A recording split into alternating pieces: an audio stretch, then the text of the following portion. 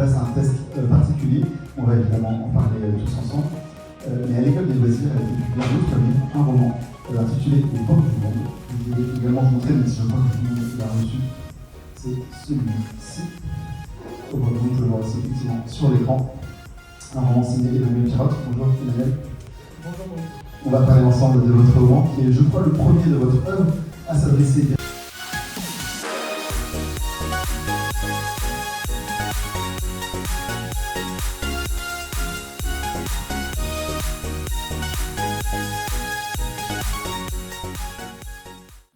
Bonjour. Je sais pas trop dans quel ordre seront les vidéos, mais vous avez dû le voir, j'ai assisté à la rencontre Babelio avec Emmanuel Pirotte, Flore Vesco et Maïa-Hélène Goust. C'était une rencontre spéciale École des loisirs, parce que Au bord du monde est un roman chez Medium Plus, et Rue de Sèvres, c'est le label BD de la maison d'édition L'École des loisirs.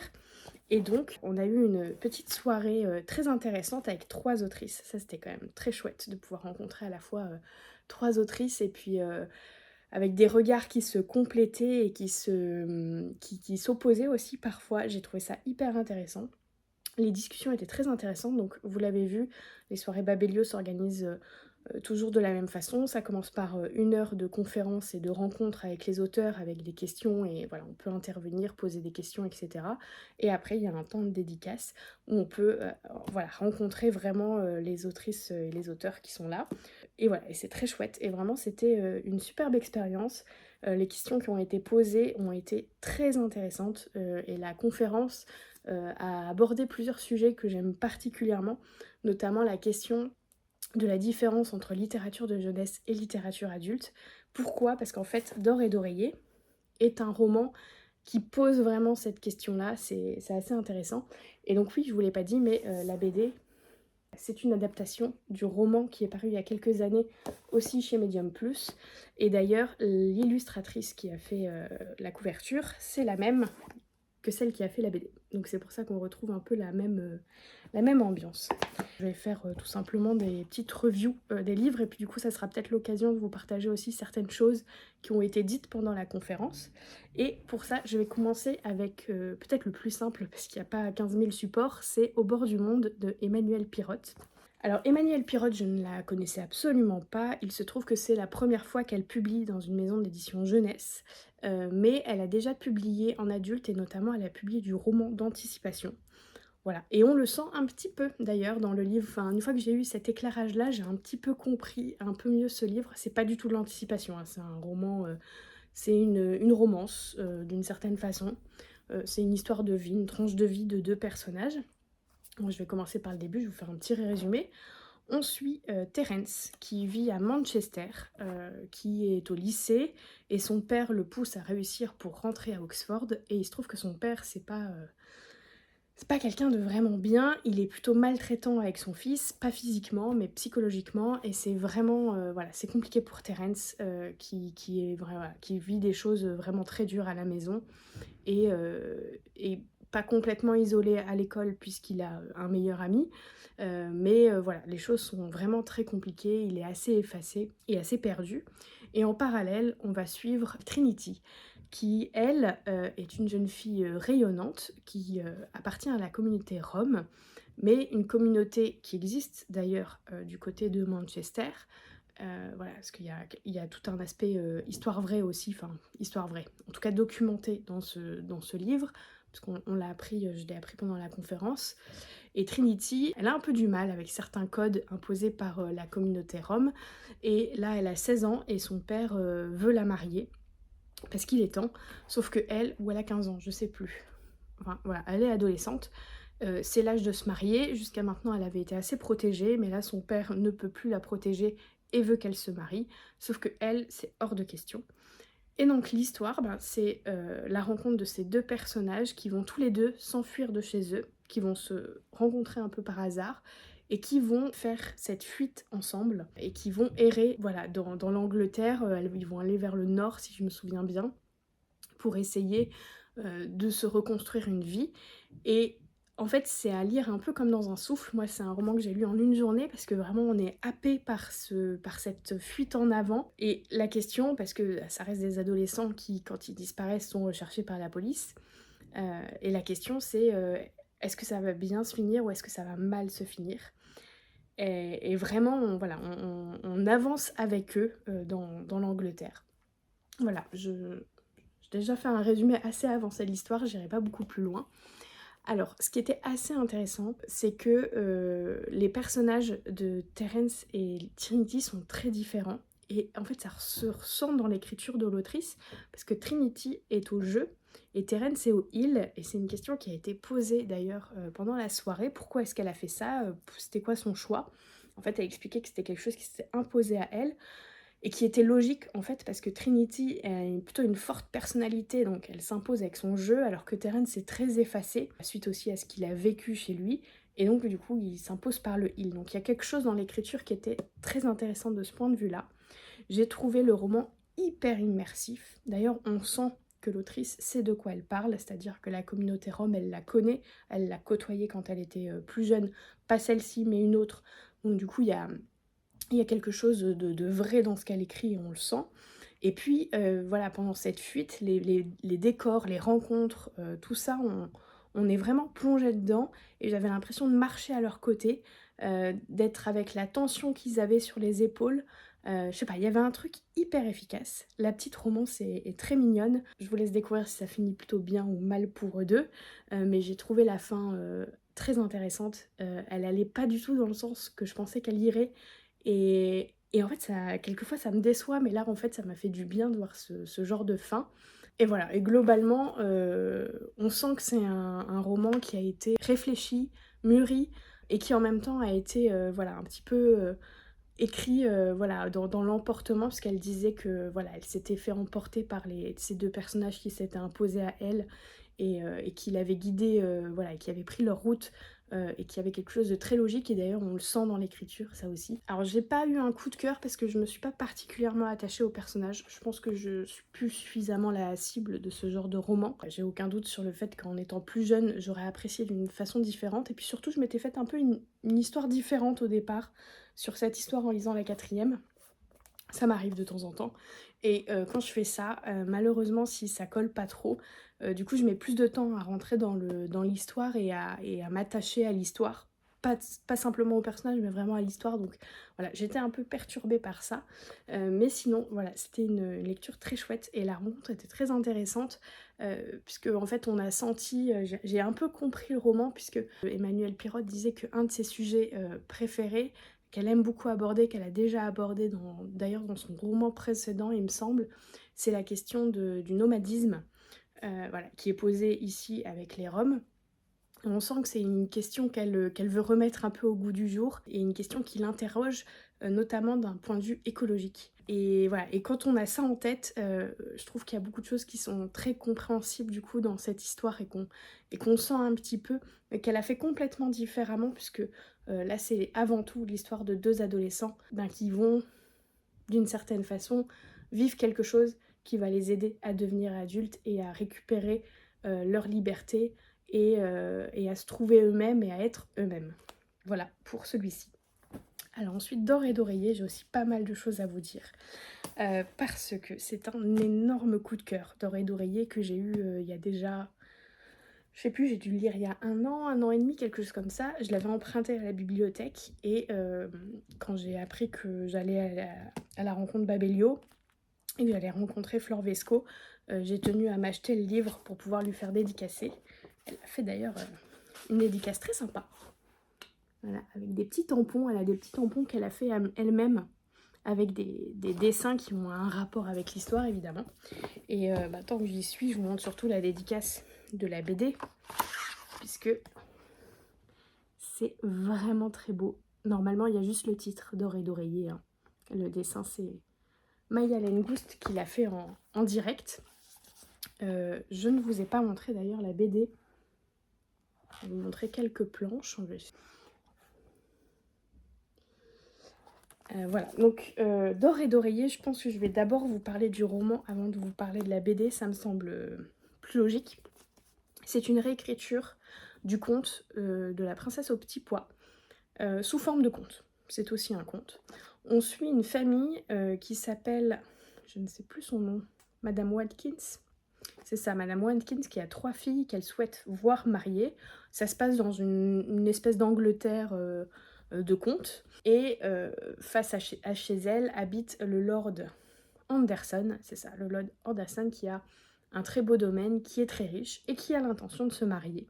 Sauf que sa future femme doit passer des épreuves et la première consiste à passer une nuit seule dans son château, dans une chambre, et on ne sait pas trop ce qui s'y passe. Voilà, donc c'est, disons, pour l'Angleterre, la fausse Angleterre du 18e qui est décrite ici, ce n'est pas très correct pour une jeune fille d'aller dormir chez un lord seul. Donc, malgré tout, Madame Watkins, qui est quand même très intéressée par l'argent, emmène ses filles avec la servante, passer du coup 3 nuits. Aucune ne va réussir, mais la servante, elle, ça va être quelque chose d'autre. Et je ne vais pas plus loin parce que tout réside ensuite dans la découverte. Enfin, je trouve que c'est le genre d'histoire où il faut savoir se laisser porter par ce qu'il y a à raconter. Tout ce que je peux vous dire, c'est que c'est une histoire très fantastique avec vraiment beaucoup d'imaginaire où on est surpris. Il y a un côté légèrement horrifique comme on peut avoir parfois dans certains contes. Et puis surtout, tout réside dans l'écriture de Flor Vesco, qui est une des plus belles plumes, je trouve, de ces dernières années que j'ai pu lire, qui est une écriture en couches, on va dire. Disons que quand vous avez 12 ans, vous comprenez quelque chose, et quand vous en avez 18, vous comprenez autre chose de ce roman. C'est absolument génial. Tout est dans la maturité. Chaque phrase est réfléchie, et d'ailleurs Flor Vesco disait que chaque phrase est travaillée, chaque phrase est... Il y a un premier jet, et puis ensuite il y a un deuxième jet, un troisième jet, tout est calculé. Elle travaille avec un plan très précis. On ne le sent pas du tout à l'écriture, je vous rassure. C'est hyper fluide, mais voilà.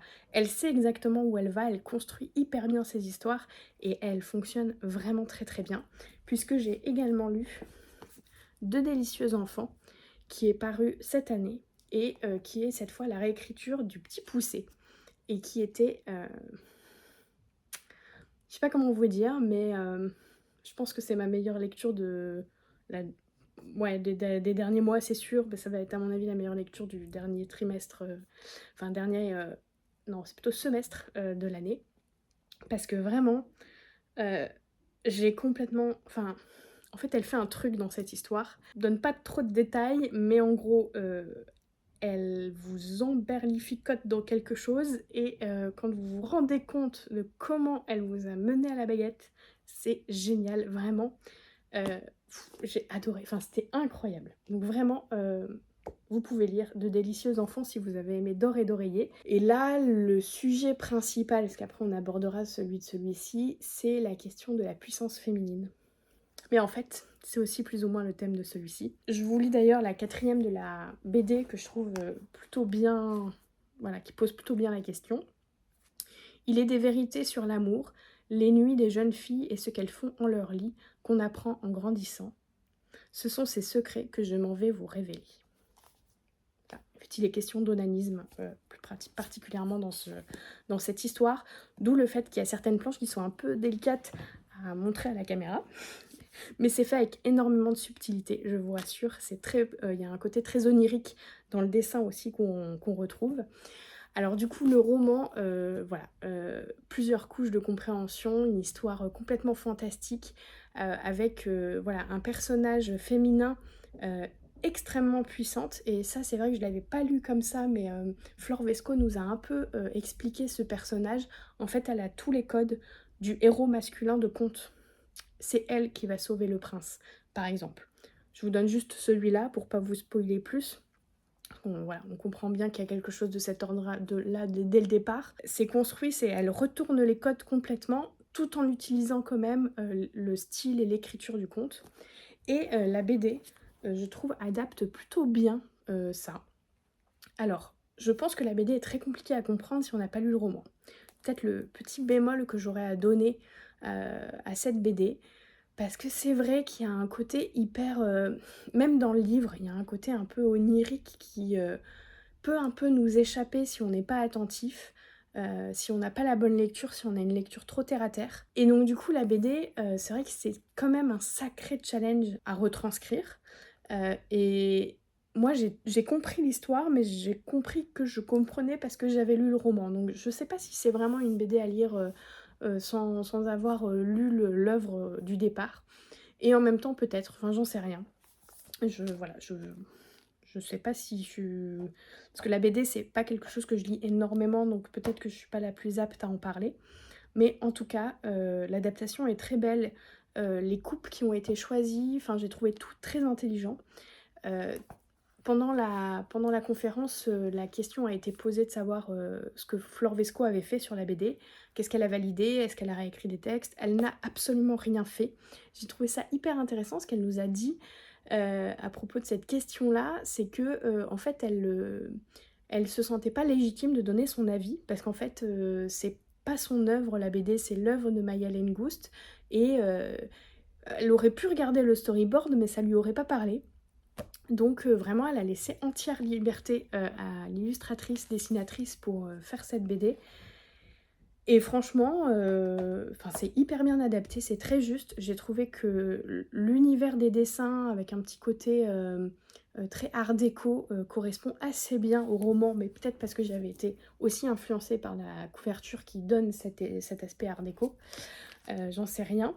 Mais voilà, c'est très bien adapté au final, malgré voilà, ce côté un peu onirique qui... je sais pas si on peut le comprendre. Alors il y a des planches qui sont pas forcément faciles euh, à retranscrire, en tout cas qui ont été beaucoup travaillées, notamment sur la question de l'onanisme, vous vous en doutez, mais qui sont très belles. Et je sais pas, j'ai lu cette BD, même le chat, il y a un chat dans l'histoire, voilà, avec une personnalité bien à lui, enfin, tout est très incarné dans la BD.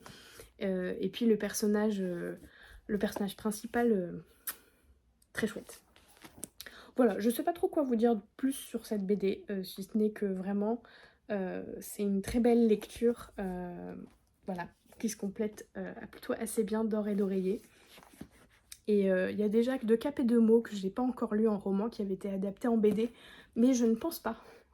Si vous le lisez, vous comprendrez pourquoi. Je ne pense pas que Des Délicieux sans enfants sera vraiment adaptable en BD. Je pense que c'est un peu plus compliqué pour... ou alors on perd une partie de l'histoire, en tout cas, c'est à peu près sûr. Mais si vous avez lu, voilà, vous voyez ce que je veux dire. Voilà, donc c'était une très chouette rencontre. Et en fait, ce roman pose, mais celui-là aussi, un peu la limite entre qu'est-ce qui est jeunesse, qu'est-ce qui est adulte.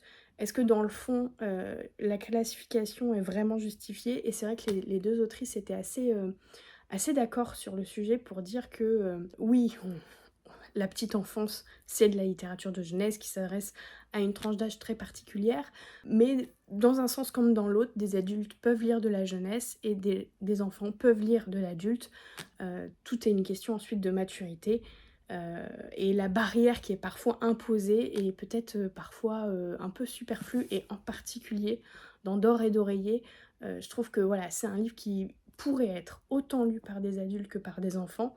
Et ce qui est génial, c'est que chacun aurait sa propre lecture. Et la petite phrase, si vous avez lu D'or et d'oreiller, qui pourrait vous faire rire, c'est que Flor Vesco a fait des rencontres, notamment avec des sixièmes autour de ce livre. Et il y a des sixièmes qui lui ont dit c'est génial, elle a des pouvoirs magiques. Voilà, bon, bah, si vous avez lu le livre, je pense que cette petite remarque vous fera bien rire. Oui, d'une certaine façon, elle a des pouvoirs magiques. Voilà, donc j'espère que j'aurai l'occasion de refaire des rencontres Babelio, parce que c'est quand même voilà, une chouette expérience à faire. Et du coup, en plus, on a eu des petits cadeaux. J'en ai reparti avec un roman, Un loup à ma porte, que je n'ai pas encore lu, de Nadine Brincosme, qui en plus c'est un sujet qui pourrait beaucoup m'intéresser, puisque, bon, je vous lis la quatrième, hein, je ne vais pas faire semblant de connaître. Le jour où son père quitte la maison sans un mot, Sandra perd pied. Le monde lui échappe, les cours l'indiffèrent et elle cherche coûte que coûte à s'accrocher pour ne pas tomber. Au lycée, elle succombe au charme sulfureux de Ben, à ses yeux sombres, son sourire éclatant et au parfum de mystère qui flotte autour de lui. Ben, de son côté, veut rester le maître du jeu. Un jeu risqué, très risqué, dont il connaît lui seul les tenants et les aboutissants. Je pense que ça peut être hyper intéressant. Et on a eu aussi une BD, Disgrâce. Je vais pas m'amuser à dire les noms en anglais, que je vais certainement mal prononcer, qui... Voilà, ce genre de dessin. Je suis moins fan que les dessins d'Or et d'Oreiller, c'est un peu plus froid. Voilà, je crois que c'est une histoire... je sais pas si c'est tiré d'un roman à la base, je suis pas sûre. Voilà, mais on est en gros, j'ai l'impression... quel beau gâchis, s'ils avaient eu le plus de jugeotes, ils n'auraient pas été contraints à s'unir. Voilà, donc on est dans une espèce de 18e siècle, j'ai l'impression. Oui, c'est ça, fin du 18e, je pense, avec deux jeunes personnes qui sont obligées de se marier. Voilà, je ne sais pas trop, je ne l'ai pas encore lu non plus, mais je vais pouvoir m'y plonger bientôt. Et il n'est pas encore sorti au moment où je filme la vidéo. L'autre, je sais pas, je crois pas non plus. On les a eus en avant-première. Je sais pas s'ils seront sortis quand la vidéo sera publiée. Voilà, et ben écoutez, je vais vous laisser là, et puis on se retrouve très bientôt avec plein de lectures avec Marie, et je vous souhaite des lectures pétillantes. Coucou! Pendant que Claire est à sa rencontre Babelio, dont vous avez dû avoir quelques petits clips juste avant ça, eh bien moi, j'entame une nouvelle lecture. Et j'aimerais vous en parler parce que justement, ça va faire l'objet de cette vidéo, puisque j'aurai également une rencontre Babelio la semaine prochaine avec Gaël Aymon pour son nouveau roman 17 ans à jamais, que j'ai donc ici et que j'ai entamé ce matin, tout juste. Donc voilà, j'ai pas lu grand chose pour l'instant, j'en suis à 60 pages à peu près sur presque 500. Voilà, c'est le plus gros roman que j'aurais lu de Gaël Aymon. Et pour l'instant, je vous avoue que ça s'annonce très très très bien. J'adore toujours la plume de Gaël Aymon. Je retrouve toute la finesse de sa façon de narrer les choses, de raconter des histoires avec un narrateur toujours un peu particulier. Alors ici, pour vous faire un peu le pitch de cette histoire, on y suit Marthe qui en 1916 a 17 ans et vit dans une petite ville du nord de la France en pleine guerre. Voilà, hein, nous sommes en 1916, vous l'aurez compris. Donc la France, cette partie de la France est occupée par l'Allemagne et donc elle raconte un peu son quotidien au début, en tout cas ce que j'ai lu pour l'instant. Et il se trouve qu'elle va tomber amoureuse d'un jeune garçon qui s'appelle André, qui a le même âge qu'elle. Sauf que un jour, il décide de s'enfuir et il scelle un pacte qui les lie à jamais. Tant qu'André gardera le reflet de Marthe près de lui, ni la guerre ni la mort ne pourront les séparer. Bientôt, Marthe réalise que les miroirs ne lui renvoient plus son image et qu'elle ne vieillit plus. Ça a l'air d'être historique, romantique, un peu de suspense, bref. J'ai trop hâte de continuer, je vous avoue. Pour l'instant, je me régale.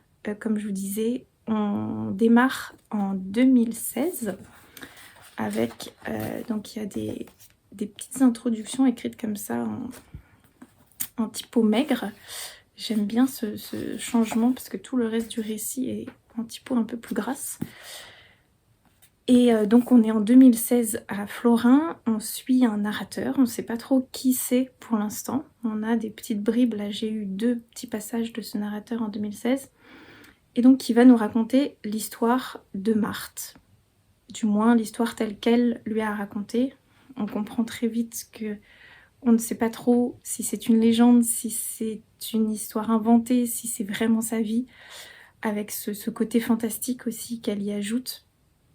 Voilà, donc j'ai hâte que se développe un peu toute cette histoire. En tout cas, pour l'instant, l'ambiance occupation allemande 1916 est très très bien retranscrite. Là, je viens de passer une scène où le père de Marthe a un dialogue que moi je n'avais jamais vu dans des romans qui parlent de la Première Guerre mondiale et que je trouve trop chouette, qui montre aussi toute la difficulté de penser pendant la guerre, tout ce qui a pu diviser en fait les hommes face à la cruauté, face à voilà, quand deux pays sont en guerre, c'est ce que dit le père, qui prône la paix et qui prône la bienveillance sans égard de quel camp on est. Bon bah ça, ce dialogue en temps de guerre, c'est un peu compliqué à avaler, on comprend bien pourquoi. Et en même temps, je trouve ça beau de le montrer, de le décrire, bref. Donc j'ai trop hâte de continuer et de voir où tout ça va mener. En tout cas, Marthe, elle, on sent que elle a vraiment honte de son père et de ce discours-là qu'il vient de faire, parce que ben, c'est la honte aussi d'une réputation perdue, voilà, en temps de guerre, c'est déjà compliqué de s'en sortir. Donc là, elle se dit où ça va mener. Je pense qu'elle a bien raison, même si voilà, elle est jeune et je pense qu'elle va aussi apprendre plein de choses sur la vie au fur et à mesure. Donc bref, j'ai hâte de voir se développer son histoire. La romance est pour l'instant très, très belle, très, très douce. Donc voilà, malgré l'atmosphère historique un peu lourde de la guerre, etc., pour l'instant, ça reste très doux. Encore une fois, très bien écrit. On s'attache tout de suite au personnage. On est vraiment dans la tête de cette jeune fille de 16 ans. Voilà, et de tout ce qu'elle vit. Je vais juste vous lire la fin du prologue, enfin de la toute première partie, qui m'a tout de suite happée. Par quoi commencer? Quels mots seraient assez justes pour évoquer l'histoire qu'elle est venue me raconter à moi, un inconnu? Peut-être simplement ceux par lesquels elle a débuté son récit. Des mots qui me semblaient déjà parler de moi, de cette colère impuissante de m'être, moi aussi, fait voler ma jeunesse. On a 16, 17 ans, et on croit que le monde a toujours été tel qu'on l'a connu, qu'il durera toujours. On attend, impatient et inquiet. On anticipe la vraie vie qui, bientôt, va commencer, pleine de bruit, de désir, d'amour, de joie et de danger. Et puis tout bascule. Ton monde s'écroule en un battement de cœur. Et tes projets, tes espérances, le destin que tu t'étais rêvé, tout est effacé par la fatalité. L'impensable s'est produit. Là, maintenant, la guerre vient de surgir dans ta réalité. Voilà. Ça commence comme ça. Donc, écoutez, je vous reprends quand j'en aurai un petit peu plus lu. Je sais pas quand, demain ou plus tard dans la semaine. Je vous emmènerai aussi avec moi à la rencontre la semaine prochaine.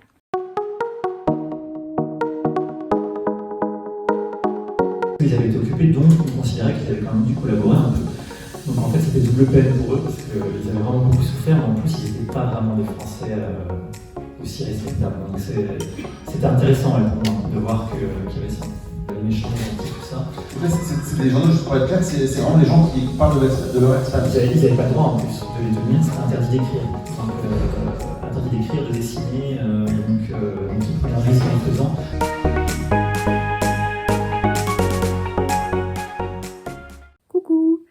Je reviens bien plus tard que prévu vous parler de 17 ans à jamais, que j'ai terminé. Alors je l'ai terminé la semaine dernière en fait, mais comme je suis tombée malade en cours de lecture, du coup je n'avais plus trop de voix, donc bref, je n'ai pas pu vous faire de petits points en cours de lecture, mais je l'ai terminé et je viens vous en parler et vous parler également de ma rencontre avec Gaël Aymon. Vous aurez vu des tout petits passages vidéo. Je vous avais un petit peu parlé du résumé quand je vous ai présenté le livre, donc je ne vais pas vous le refaire. Je vais vous donner juste mon avis final et sans grande surprise, c'est un énorme coup de cœur pour ce roman qui par certains aspects, alors un peu éloigné, hein, mais m'a fait penser à Nous traverserons des orages de Anne-Laure Bondou, dont on vous a parlé déjà sur cette chaîne, mais vraiment par certains aspects de fresques qui traversent le XXe siècle. Sauf que là, on s'attache pas tout à fait au même point que dans Nous traverserons les orages. Enfin bref, ça reste très différent. Et là, c'est une véritable ode humaine à l'amour, et l'amour un peu universel, enfin pas universel, mais l'amour pur, sain, éternel, mais si beau. Donc On suit donc Marthe, que, je ne sais pas si vous vous souvenez, mais on suit Marthe, qui va rester bloquée physiquement à 17 ans, à partir du moment où elle va quitter André. Lorsqu'ils vont se quitter, elle va lui offrir son reflet, et à partir de là, elle ne verra plus son propre reflet, et elle ne vieillira plus, en tout cas physiquement. Parce que vous vous doutez bien que une jeune fille qui traverse le XXe siècle, quand même, sur sa pensée, sur son âme, voilà, ça la laisse pas intacte. Au-delà de la plume de Gaël Aymon, vous savez mon amour pour cette poésie et ces images qu'il transcrit à travers son écriture. Je vous en ai déjà parlé, j'aime énormément, et ici ça ne fait pas défaut. Au contraire, voilà, on est accroché totalement par la plume. Mais au-delà de ça, ce que j'ai énormément aimé dans ce récit, c'est qu'il aborde des passages historiques, surtout, hein, on va pas se cacher, la Première Guerre mondiale et la Deuxième, à travers des prismes en fait que je n'avais jamais vus ailleurs pour ma part. C'est-à-dire que la Première Guerre mondiale, qui fait quand même toute la grosse première partie du roman qui se passe à cette période-là, et ben on la voit à travers la France occupée de 1916, donc le nord de la France occupée. Et j'avoue que moi, on me parle de France occupée, je pense tout de suite Deuxième Guerre mondiale, je pense pas Première Guerre mondiale, et en fait, ben si. Donc ça, j'ai vraiment aimé plonger dans cette période-là. Et on sent que Gaël Aymon, d'ailleurs, il en a parlé à la rencontre. Il a eu 6 mois pour se plonger dans cette période historique, de ramasser un peu plein de détails. Il a lu beaucoup les journaux des personnes qui... voilà, c'était la France occupée de cette époque-là. Ils vivaient sans vivre, en fait. Ils étaient vraiment dans une bulle, contraints. Ils ne pouvaient pas faire grand-chose, quoi. Et donc certains, même si c'était interdit, confiner leurs pensées, leur vie dans des écrits, dans des journaux. Et donc ça existe, on peut les retrouver. Et donc il s'est beaucoup inspiré de tout ça. Donc ça se sent en fait que voilà, c'est très, très humain, très vivant et très incarné, la façon dont il raconte cette période-là. Et puis la Deuxième Guerre mondiale, il en parle à travers les camps de Gurs, que personnellement je ne connaissais pas du tout. Donc là plutôt au sud de la France. Donc encore une fois, un prisme différent pour nous parler d'humanité tout simplement, ou du moins de personnes qui cherchent à garder leur humanité dans ces périodes complètement déshumanisantes pour tout le monde, qui posent énormément de questions. Comment, voilà, quand on nous rabâche que les Allemands qui sont en guerre contre nous, c'est tous des nazis, c'est tous des monstres, etc. Comment percevoir derrière que non, peut-être pas, pas tous. Voilà, bref, la guerre c'est tellement déshumanisant, et que la question que pose Gaël Aymon, c'est comment essayer de conserver un semblant d'humanité dans toute cette période-là. Et encore de nos jours, en fait, face aux difficultés, face aux ténèbres, face à la vie, en fait. Comment c'est d'ailleurs ces derniers mots j'ai beaucoup aimé, de ces remerciements. Oui, j'aime lire les remerciements à la fin des romans. Et il termine avec ces mots que je trouve très justes. Pour toutes celles et tous ceux qui n'ont pas toujours pu être héroïques, mais qui ont réussi à garder le cap de leur humanité et fait ce qu'ils ont pu. Voilà, c'est un petit peu moi ce que je ressors de cette lecture qui m'a bouleversée. Par rapport à l'histoire d'amour, je vais revenir là-dessus aussi, parce qu'elle était très belle, très belle, mais en même temps très frustrante, parce que ça reste vraiment un roman qui parle de cette jeune femme qui un jour a offert son amour à un garçon. Mais ils vont vivre cet amour en fait dans la distance, dans l'absence, pendant 100 ans. Voilà, on le sait dès le départ, je ne vous spoile rien puisque ça commence en 2016 et on sait que Marthe raconte son histoire à ce moment-là.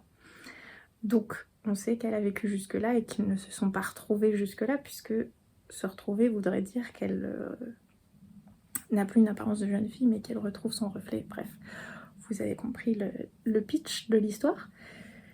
Et ben à la fin j'étais en pleurs. Voilà, je ne vous dirai pas comment ça finit, mais moi qui étais frustrée et qui au bout d'un moment me disais mais en fait cette histoire d'amour, comment elle peut survivre, c'est pas possible avec la distance, etc. Et ben il y a plein de détails à la fin, dans l'explication de la fin. Voilà, c'était des torrents de larmes à chaque fois qu'il y avait un détail supplémentaire sur ce qui s'est passé et qu'on n'a pas forcément... Voilà, on se doutait un petit peu au moment où ça s'est passé, mais voilà, il y a plein de petits détails qui ont fait que cet amour, il a vécu. Et puis, bref, je peux pas trop en dire parce que je ne veux pas vous spoiler, mais c'était une fin extraordinaire selon moi. Vraiment, je ne peux que vous recommander la lecture de ce roman. Pour moi, il a tout ce qu'il faut. C'est-à-dire qu'il nous parle d'histoire, il nous parle d'hommes et de femmes qui traversent des périodes difficiles, qui se posent beaucoup de questions. Il a une plume extraordinaire, une écriture poétique, etc. Des personnages tellement incarnés, tellement vrais, tellement justes. Aucun n'est complètement noir, complètement blanc. Ils sont tous gris à leur manière. Et même Marthe, à certains moments, j'étais là, mais non, fais pas ça, pense pas ça. Mais en fait, si, parce que c'est complètement humain de penser ça, de voir ça. Et en fait, elle évolue aussi. Elle s'accroche à ce qu'elle apprend, à ce que, voilà, au début par son père, par d'autres personnages. Bref, ils ont tous en fait leur part d'ombre, leur part de lumière. Et ça, je trouve ça absolument superbe et superbement bien développé. Et vraiment, c'est ce qui m'a accrochée. Et jusqu'au bout, en fait, il n'y a rien de facile. Il n'y a rien de complètement désespéré non plus. Vraiment, c'est un roman qui est à l'équilibre sur la réalité, l'espoir, et puis ce cap de l'humanité que les personnages cherchent à garder. Bref, j'ai adoré suivre Marthe. Je l'ai lu en une semaine à peu près et ça a été extraordinaire. Donc je ne peux que vous le recommander. Et la rencontre avec Gaël était incroyable. C'était incroyable de l'entendre parler de tout ce qui l'a poussé à écrire ce livre, de toutes les recherches qu'il avait faites, ce qu'il voulait faire passer aussi, les choses sur lesquelles il s'est un peu battu.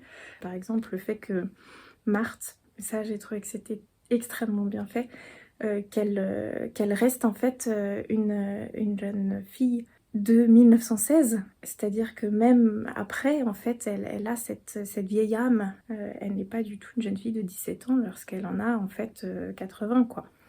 Elle vit vraiment, enfin, elle évolue en termes de personnalité, de pensée. Et donc, il y a plein de choses, de façons d'être ou de s'habiller ou autres qui correspondent en fait à son âge véritable, on va dire, et pas aux 17 ans que son corps a toujours. Et ça, voilà, il s'est un petit peu battu pour ça et j'ai trouvé ça très intéressant et très chouette qu'il ait réussi à le faire parce que ça fait partie intégrante pour moi de ce roman. Et après, le moment de dédicace était trop sympa. C'était la première fois que je le rencontrais.